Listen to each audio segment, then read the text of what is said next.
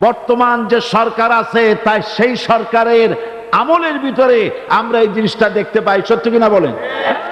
সত্য কিনা বলুন? এই দলটির নাম ছিল আওয়ামী মুসলিম লীগ। এই দলটির নাম ছিল কি? আওয়ামী মুসলিম লীগ। তখন তারা নারায়ে তাকবীর, আল্লাহু আকবার ধ্বনি দিত, স্লোগান দিত, কিন্তু ধর্মনিরপেক্ষ মতবাদ দলীয় আদর্শ হিসাবে গ্রহণ করার কারণে নারায়ে তাকবীর, আল্লাহু আকবার এই স্লোগান তারা বর্জন করেছে। 1972 সনে যখন তারা ক্ষমতায় এলেন তখন সংবিধানের শিরোনামে মুসলিম প্রথা সিদ্ধ বিসমিল্লাহির রহমানির রহিম তারা পরিত্যাগ করেছিল। সমস্ত বিশ্ববিদ্যালয়ের মনোগ্রাম থেকে ইকরা বিসমি রব্বিকাল্লাযী খালাক রব্বি জিদনি ইলমা এটাকে তারা বাদ দিয়েছিল। সলিমুল্লাহ মুসলিম হল এই নাম থেকে মুসলিম শব্দ বাদ দিয়েছিল। নজরুল ইসলাম কলেজের নাম থেকে ইসলাম শব্দ বাদ দিয়ে শুধু নজরুল কলেজ করেছিল। এগুলি অসত্য না সত্য? বর্তমান এই সরকার ধর্মনিরপেক্ষ হওয়ার কারণে ইসলাম এবং মুসলিম বিদ্বেষী তার অসংখ্য প্রমাণ এই জাতির কাছে রয়েছে। দেশের শ্রেষ্ঠ সন্তান হচ্ছে আলেম ওলামা পীর বুজুর্গ, বলেন সুবহানাল্লাহ। দেশের শ্রেষ্ঠ সন্তান পীর মাশায়েখ আলেম ওলামাদের বিরুদ্ধে কোন জায়গায় কোন দুর্ঘটনা ঘটলেই তাদেরকেই দায়ী করা হয়। হরকুতুল জিহাদ, লাদেন বাহিনী, তালেবান নাম করে আলেমদেরকে গ্রেফতার করে এই সরকার পুলিশ দিয়ে নির্যাতন করেছে সরকার। একথা সর্বজনবিদিত যে সন্ত্রাস এবং হত্যা ধর্ষণের 90% অনুষ্ঠিত হয় কলেজ বিশ্ববিদ্যালয় পড়ুয়াদের মধ্য থেকে। আর চরিত্র সৃষ্টির শ্রেষ্ঠ কারখানা মাদ্রাসাগুলি এই সরকার একটা একটা করে বন্ধ করার পরিকল্পনা গ্রহণ করেছে। মাদ্রাসা শিক্ষাকে সংকুচিত করে ফেলছে। শুধু তাই নয়, দেশে অসংখ্য ভালো মন্দ পত্রিকা আছে, আরো রয়েছে ফুটপাতের অসংখ্য অশ্লীল ম্যাগাজিন, পর্ণ পত্রিকা। দেশের অধিকাংশ জাতীয় দৈনিকগুলো হিন্দুস্তানের টাকায় পরিচালিত এবং এগুলি হচ্ছে ইসলামের চরম বিদ্বেষী। সরকার সেগুলিরই পৃষ্ঠপোষকতা করছে, আর্থিক সাহায্য দিচ্ছে, বিজ্ঞাপন দিচ্ছে। আর অন্যদিকে এদেশের মুসলিম জাতিসত্তার প্রতীক, স্বাধীনতা, সার্বভৌমত্ব, অখণ্ডত্বের অতন্ত্র প্রহরী, জননন্দিত 12 কোটি মুসলমানের কলিজার সাথে সম্পর্ক দৈনিক ইনকিলাব পত্রিকাকে বন্ধ করার ষড়যন্ত্র হিন্দুস্তানের গোলাম সরকার হাতে নিয়েছে।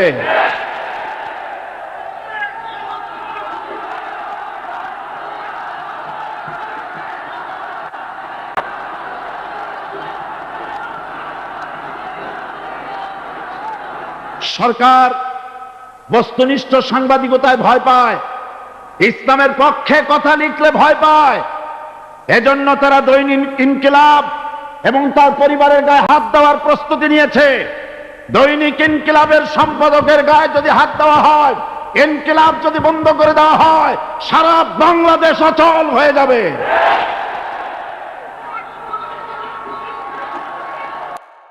মিডিয়া আপনার হাতের মুঠায়, কিন্তু চিরকাল এই অবস্থা থাকবে না। তার জয় পুতুল স্বামীর নামে পরিচিত হোক, এটা তিনি চান না। উনি চান পুতুল জয় ইবনে ওয়াজিদ না হয়ে হাসিনা হোক, কারণ উনি স্বামীর প্রতি একটু বিচক্ষণ। একটা ডিগ্রি আছে বলে উনি 9টি ডিগ্রি সংগ্রহ করে স্বামীকে দেখাই দিয়েছেন, তোমার থেকে আমি কোনো অংশে কম নই। যে মহিলা নিজের স্বামীকে সন্তুষ্ট করতে পারে না, একটা স্বামীর মনোতুষ্টি করতে পারে না, স্বামীকে শ্রদ্ধা জানাতে পারে না, আল্লাহর জান্নাত তার জন্য হারাম।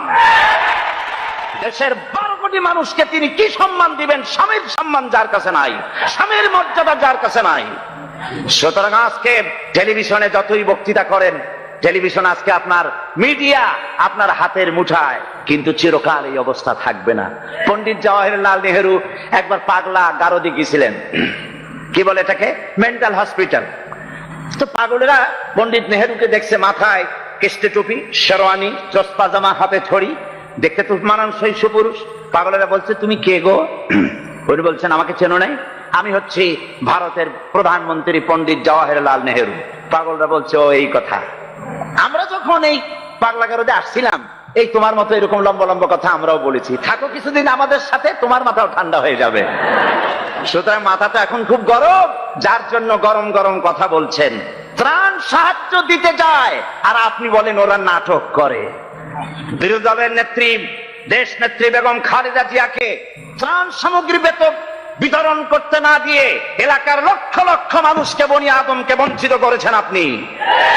এদেশের বর্ষিয়ান জননেতা যিনি রাজনীতি করেছেন আপনার বাবার সাথে, সেই পিতৃতুল্য মর্যাদা সম্পন্ন নেতা অধ্যাপক গোলাম আজমকে মিরপুরে ত্রাণ সামগ্রী বিতরণ না করতে দিয়ে গোলাম আজমের সাথে বেয়াদবি করেছেন। আপনার এই বেয়াদবির শাস্তি আপনাকে পেতে হবেই হবে।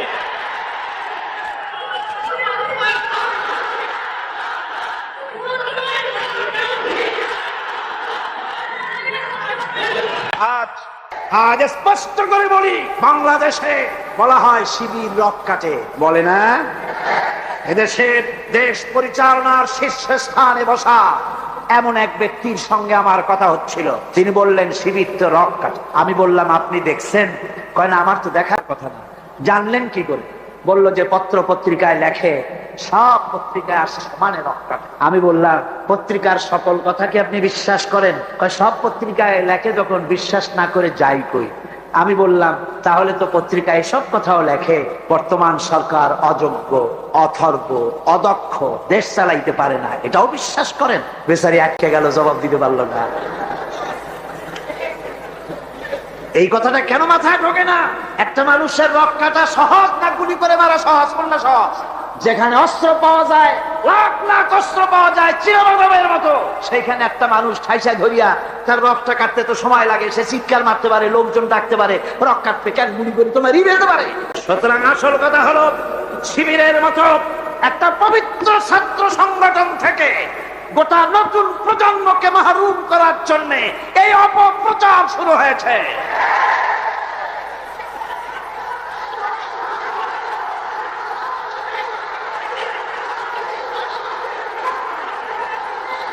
আমার মুসলমান ভাইয়েরা, এজন্য আমি বলতে চাই, আমার ভাইদেরকে বলতে চাই, তোমরা একটুখানি যাদের বিরুদ্ধে লেগেছো, একটুখানি যায় দেখো রাতের আধারে এই ছেলেগুলি কি করে, ওদের রিপোর্ট দেখো।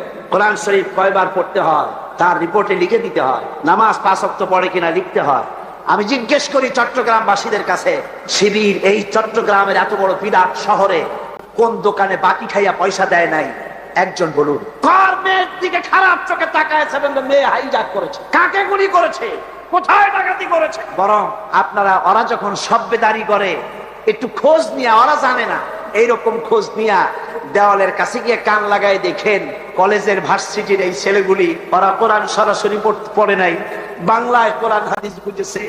রাত্রি বেলায় কিভাবে আল্লাহর দরবারে কান্দে, কিভাবে তাহাজ্জুদের নামাজ পড়ে, আর কিভাবে ওদের কলিজার, ওদের ভাই 70টি নেতার কর্মী শাহাদাতের নাজরানা আল্লাহর দরবারে পেশ করেছে পর্যন্ত।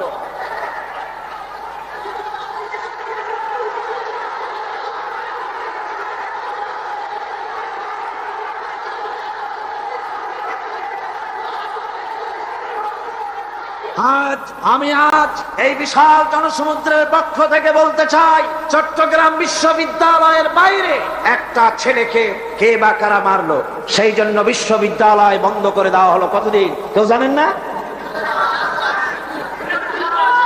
2 মাস। 14,000 ছাত্র ছাত্রীর ভবিষ্যৎকে অনিশ্চিত করে দেওয়া হলো। আমরা প্রতিটি হত্যার বিচার চাই, প্রতিটি হত্যার নিন্দা করি, কিন্তু কোন মন্ত্রীর কথা মতো বিশ্ববিদ্যালয় বন্ধ করে রাখা যাবে না। বিশ্ববিদ্যালয় কোন মন্ত্রীর শ্বশুর বাড়ির আবদার নয়, যৌতুক নয়।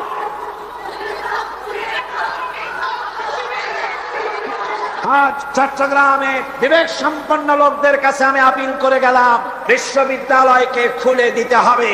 এই 14,000 ছাত্র ছাত্রীদের ভবিষ্যৎকে জলাঞ্জলি দেওয়া যাবে না। আপনারা একটা কথা শোনেন, পৃথিবীতে দেশ শুধু বাংলাদেশ না, আরো দেশ আছে না? সন্ত্রাসের কারণে ভারতের ইউনিভার্সিটি বন্ধ হয়েছে বছরে কয়দিন? কন ইউরোপে কয়দিন, আমেরিকায় কয়দিন, বাংলাদেশে বন্ধ হয় কেন? আর কারণ পেঁয়াজ রসুন যেমন এখন ভারত থেকে আমদানি করা লাগে, মুরগির ডিমের থেকে কসমের ডিম আমদানি করা লাগে, সুই থেকে শুরু করে প্লেনের পার্টস পর্যন্ত ভারত থেকে আনা লাগে। বাংলাদেশ এখন ভারতের কলোনি, ভারতের মার্কেট, ঠিক কিনা? সুতরাং পেঁয়াজ রসুন যেমন আমদানি করা লাগে, ডাক্তার, ইঞ্জিনিয়ার, প্রফেসর তাও যেন ভারত থেকে আনা লাগে। এই জন্য কলেজ বিশ্ববিদ্যালয় বন্ধ করে দেওয়া হচ্ছে।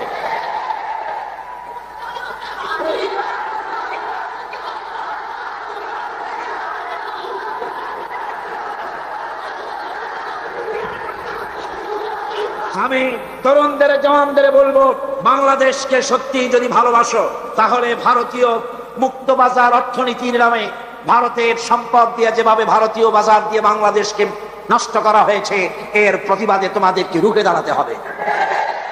মুক্তিযোদ্ধাদেরকে বলবো, মুক্তিযোদ্ধারা তোমরা যারা জীবন দিয়ে, রক্ত দিয়ে এই ভূখণ্ডকে একটা সম্পূর্ণ বাংলাদেশে পরিণত করার জন্য জীবন আর রক্তের বিনিময় দেশ স্বাধীন করেছিলে, মনে রেখো একটা দেশের নামের পরিবর্তনে বা সে দেশের পতাকার পরিবর্তনে দেশের মানুষের ভাগ্যের পরিবর্তন হয় না। মুক্তিযুদ্ধ করে দেশ স্বাধীন হয়েছে ঠিকই, কিন্তু দেশের মানুষের ভাগ্যের উন্নতি হয় নাই। মুক্তিযোদ্ধাদের বলবো, তোমরা আমাদের প্রিয় সন্তান, তোমাদেরকে আরেকটা যুদ্ধ করতে হবে। সেই যুদ্ধ করবা কোরআনের শাসনের জন্য।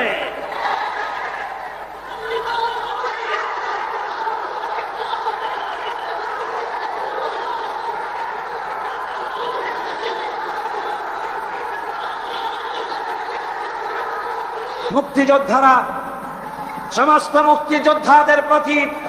মুক্তিযোদ্ধাদের প্রতি আমার আবেগ ভরাই আবেদন রইল, বাংলাদেশকে ইসলামী শাসন প্রবর্তন করার জন্য আপনারা আপনাদের অবদান রাখুন। কিয়ামতে পুরস্কার পাবেন আল্লাহর দরবারে, কোনো সন্দেহ নাই। যুবকদের ব্যাপারে সর্বশেষ কথা, কোরআন পড়ো, হাদিস পড়ো, বখাটেপনা, মাস্তানিপনা, সাদাবাজি বন্ধ করো। সত্যিকারের মুসলমান হয়ে আল্লাহর দ্বীনের দিকে এগিয়ে আসো। জান্নাত তোমাদের জন্য অবধারিত। বুড়া মানুষ একটাও ভেস্তে যাবে না কিয়ামতে। বুড়া মানুষ একটাও ভেস্তে যাবে না, কালো মানুষ একটাও ভেস্তে যাবে না। বুড়া মানুষরা আবার অসন্তুষ্ট হন। আপনি যখন ভেস্তে যাবেন, আল্লাহ আপনারে জওয়ান বানায় দিবেন। কারণ ভেস্তে এত নিয়ামত যা বুড়ারা খাইয়া হজম করতে পারবে না, ভেস্ত নষ্ট করে ফেলাবে। এই জন্য সব উরুবান আতরাবা, সমবয়স্ক বয়স্ক আল্লাহ করে দিয়ে দিবেন। কারণ সুবহানাল্লাহ। জওয়ানদের ব্যাপারে এই আবেদন রইল। আর একটি কথা না বললে নয়, সেটা হচ্ছে এনজিও। সেটা কি? এনজিও। বাংলাদেশে বড় রকমের একটি সমস্যা এনজিও। সব এনজিও খারাপ তা নয়, কয়েকটা এনজিও আছে ইসলামের মারাত্মক শত্রু। বাংলাদেশে ইসলামের শ্রেষ্ঠ শত্রু হচ্ছে ব্র্যাক, 2 নম্বরে কারিতাস, 3 নম্বরে অক্সফাম। 52টা ইসলাম বিদ্বেষী এনজিও বাংলাদেশে কাজ করছে। আমাদের দেশে বামপন্থীরা এতদিনে খয়রাত করতো, ভিক্ষা করা ছাড়া উপায় থাকতো না, যেহেতু রাশিয়া তো শেষ। এনজিওরা এদের সকলকে চাকরি দিয়ে দিছে। আর এদের পত্রিকা হলো, এনজিওদের পত্রিকা হলো, ওর নাম রাখছে জনকণ্ঠ, আসলে এটার নাম হলো জঘন্য কণ্ঠ। এই জঘন্য কণ্ঠ আজকের কাগজ, ভোরের কাগজ, সকালের কাগজ, বাংলা বাজার, সবুজ বাংলা, আলামী, যতগুলি পত্রিকা সব ভারতের টাকা দিয়া পত্রিকাগুলি পরিচালিত হয়। এনজিওরা এই পত্রিকার মাধ্যমে ওলামাদেরকে ফতোয়াবাজ বলে গালি দেয়, ঠিক কিনা? ওরা নিজেরা মতলববাজ, তাই আলেমদের বলে ফতোয়াবাজ। ওরা তুত গাছ লাগাইছে, সেদিন তো তুত গাছ, বগুড়ায় গেলাম, ওরা কয় যে আলেমেরা সব তুত গাছ কাটছে। আমরা আলেমদের খাইয়ে খাইয়ে কাম নাই, তুত গাছ কাটবে। তুত গাছ লাগাইছো না তুমি? কেন তুত গাছ লাগিয়েছ? আমার দেশে সুতার প্রয়োজন, রেশমের এত কাপড় পরবে কোন বড় লোক? তারপর যদিও রেশমি কাপড় দরকার, আমি মানলাম, সেজন্য এক জায়গায় শত শত বিঘা জমি কেন, সেখানে তোমরা তুত গাছের চাষ করো। কিন্তু মাইলের পর মাইল রাস্তার 2 ধারে তুত গাছ লাগাইয়া উদ্দেশ্যটা কি? কারা সংরক্ষণ করবে? কারা পোকা চাষ করবে? কারা তুত আহরণ করবে? আসল উদ্দেশ্য কি জানেন? আসল উদ্দেশ্য হলো দেশ যাতে বনায়ন করে দেশ সমৃদ্ধ না হয়। একটা মেহগনি গাছ লাগালে 15 বছর পর মেহগনি গাছের দাম হবে 20,000 টাকা, সেখানে তুত গাছ 20 বছর পরে দাম হবে না 10 টাকাও। বাংলাদেশের এই বনায়নের বিরুদ্ধে তুত গাছ লাগিয়ে তারা বড় বড় গাছ লাগাবার পথকে বন্ধ করে দিচ্ছে। সুতরাং এই বদনাম যদি তোমরা আমাদের দাও, শোনো, এই বদনাম যদি আমাদের দাও, আলেমেরা তুত গাছ কাটে, এই তুত গাছ দিয়েই আমরা তোমাদের ভূত ছাড়াবো ইনশাআল্লাহ। আজ শহর সমূহে আপনি যদি মসজিদ বানাতে চান জায়গা পাবেন না, ভূমি প্রশাসন থেকে বলবে জায়গা নাই। কিন্তু কারিতাস, অক্সফাম, এনজিওরা যদি জায়গা কিনতে চায়, চাষ বানাবার জন্য জায়গা কিনতে চায়, এই চট্টগ্রাম শহরে জায়গার অভাব হবে না। ঠিক কিনা কর? জোরে বলেন ঠিক কিনা? অদূর ভবিষ্যতে বাংলাদেশকে লেবানন এবং বৈরুত বানাবার একটা ষড়যন্ত্র নিয়ে এনজিওরা তারা কাজ করে যাচ্ছে। তারা আমাদের দেশের গরিব মানুষদেরকে খ্রিস্টান বানাচ্ছে। সুতরাং এনজিওরা তাদের অপতৎপরতা যদি বন্ধ না করে, তাহলে এই বাংলাদেশে 11.5 কোটি মুসলমানের মধ্য থেকে আবার টিপু সুলতানের জন্ম হবে, ফকির মজনু শাহর জন্ম হবে। আমরা এনজিও পিটাইয়া বঙ্গোপসাগর পার করে দেব।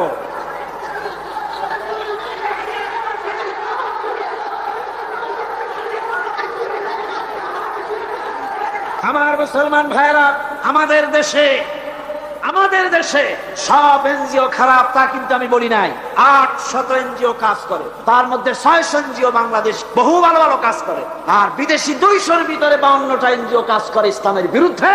তার ভিতরে শ্রেষ্ঠ হচ্ছে প্রাণ। একটা বাড়িতে যদি 5টা ছেলে বেকার থাকে আর একটা মেয়ে আছে, বেকার 5টা ছেলেরা তারা চাকরি দেবে না, চাকরি দেবে মেয়ে লোকটাকে। কোন ঠিক কিনা? জোরে কোন ঠিক কিনা? আমাদের মেয়েদেরকে বেপরোয়া করেছে, মোটর সাইকেলে চড়িয়েছে, ইজ্জত নষ্ট করেছে, বাংলাদেশের পারিবারিক বন্ধনকে বিনষ্ট করেছে। সুতরাং এই শয়তানি আমরা আর চলতে দেব না বাংলাদেশে ইনশাআল্লাহ। জোরে কোন ইনশাআল্লাহ। ভাইরা আমার, এরপরে আমার কথা হচ্ছে সাংবাদিক ভাইদের জন্য। সাংবাদিক ভাইরা যারা সাংবাদিকতা করেন, এটি একটি মহান পেশা। কোন আলহামদুলিল্লাহ। এই মহান পেশার দায়িত্ব যারা নিয়েছেন, আপনার একটা খবরে দেশের মধ্যে উত্তেজনার সৃষ্টি হতে পারে, আবার একটা বস্তুনিষ্ঠ সংবাদ পরিবেশনের কারণে উত্তেজনা প্রশমিত হতে পারে। ঠিক কিনা? সেজন্য সাংবাদিক বন্ধুদের বলবো, নিজের মত, দলের মত সংবাদ পরিবেশনায় যেন প্রভাবিত করতে না পারে, নিরপেক্ষভাবে বস্তুনিষ্ঠ সংবাদ পরিবেশনের চেষ্টা করুন। আমি দুঃখিত, এই চট্টগ্রাম এত বড় সবগুলি ন্যাশনাল পত্রিকার অফিস এখানে আছে কি নাই? আছে কি নাই? একটা মেয়ে লোকের খেমটা নাচ হলে পরে পত্রিকার প্রথম পৃষ্ঠায় আসে, লক্ষ লক্ষ জনতার ঢল নামলো। তোমাদের ক্যামেরাম্যান কোথায়? তোমরা কোথায়? জিজ্ঞাসা করি। সুতরাং ইসলামের সাথে দুশ্মনী করো না। সময় একদিন আসবে যেদিন তোমরা নিজের আইসা অনুমতি চাবা একটু খবর নিয়ে যায়। ইনশাআল্লাহ সময় আসবে, ইনশাআল্লাহ ইনশাআল্লাহ।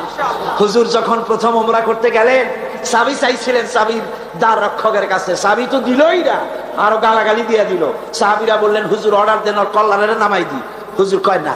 এরপরে যেদিন ফতে মক্কার দিন, সেই দিন চাবিওয়ালা আসছে, এসে কয়, হুজুর ঘরের মধ্যে ঢুকবেন না, এই নেন চাবি। হুজুর চাবি নিলেন, দরজা খুললেন, ভিতরে ঢুকলেন, মূর্তি ফেলাই দিলেন, নামাজ পড়লেন, বেরিয়ে এসে বললেন, নাও এই চাবি তোমার কাছে থাকবে, কোন জালিম ছাড়া এই চাবি তোমার কাছ থেকে কেউ নিতে পারবে। সুবহানাল্লাহ, এর নাম ইসলাম। আজ পর্যন্ত ওই চাবি সেই বংশের লোকের থাকে। ফাহাদের বাপেরও ক্ষমতা নাই ওই চাবি নেওয়ার, কারণ রাসূল বলেছে জালিম ছাড়াই চাবি কেউ নেবে না। সুবহানাল্লাহ। আমরা সাংবাদিক ভাইদেরকে সম্মান করি, সেই সম্মানের মূল্য দেবেন। আমরা কথা বলি জাতিকে রক্ষা করার জন্য, দেশের স্বাধীনতার সার্বভৌমত্বকে টিকিয়ে রাখার জন্য। আমরা বাজে গপ্প করি না, আজে বাজে কথা বলি না, আজে বাজে গাল গপ্প বলে সময় নষ্ট করি না। জাতির চরিত্র গঠন, দেশের সার্বভৌমত্ব রক্ষার জন্য চেষ্টা করি। দেশ যদি আক্রান্ত হয়, জীবন দেবে হারা যারা বসে আছে। ঠিক কিনা? জোরে বলেন ঠিক কিনা? সুতরাং কথাগুলি যথাযোগ্যতার সাথে সাংবাদিক ভাইয়েরা পরিবেশন করুন। আপনাদের জন্য এটাই রইল আমার আবেদন। এরপরে আমি বলবো, ওলামা সমাজের ব্যাপারে কথা বলবো। বক্তৃতা শেষ করে নিয়ে আসছি, মুনাজাতের দিকে এগিয়ে যাচ্ছি। ওলামাদের ব্যাপারে বলবো, ওলামা হাজারাত, আপনারা হচ্ছেন দ্বীনের আমানত আপনাদের কাছে। আলহামদুলিল্লাহ, এই মাহফিলে আমি যদি হাত উঁচু করতে বলি, কয়েক হাজার আলেম উস্তাদ এখানে আছে। এমনকি মাহফিলের ভিতরে মঞ্চে জায়গা দেওয়া তো সম্ভব না। আমারে যারা পড়াইতে পারে, আমি যাদের জুতা বহন করার যোগ্যতা রাখি না, এরকম বড় বড় আলেম এই মাহফিলের মধ্যে বসা আছে। কোন সুবহানাল্লাহ, জোরে কোন আলহামদুলিল্লাহ। আমি